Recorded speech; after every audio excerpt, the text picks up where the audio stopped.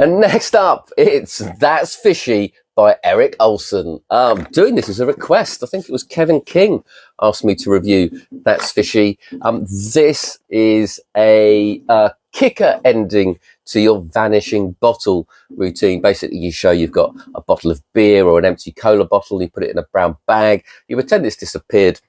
You actually then pull out a small little glass with a goldfish in it and crumple up the bag. It's a nice idea. I do think that the disappearing bottle really doesn't have a great ending. You sort of scrunch it up and there's a bit of a shock and you throw it away. It's nice that Eric's come up with a little bit of comedy for it.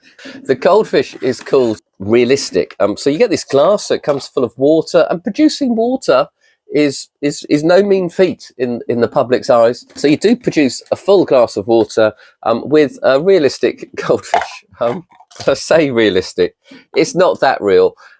It's realistic enough, I think, for people to know that it's a goldfish and to know that it's not really a goldfish, because you don't really want anyone thinking that you've kept a goldfish trapped in a paper bag with some beer. I wish the glass was a bit stronger. The glass is a bit flimsy.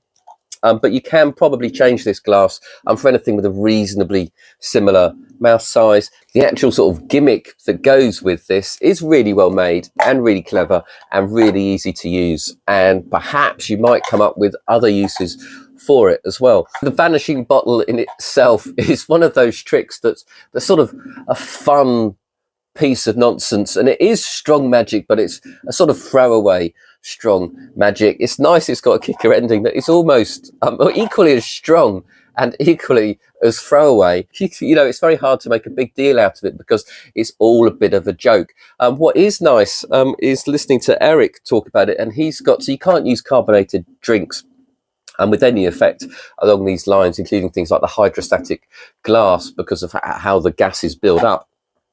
But he's got a nice tip for how to make it look like it is a carbonated drink. So if your vanishing bottle is perhaps a bottle of Heineken or so on, or a bottle of Bud, then you can make it look like it is actually beer in here, which is a really nice tip that I hadn't heard about or thought about before.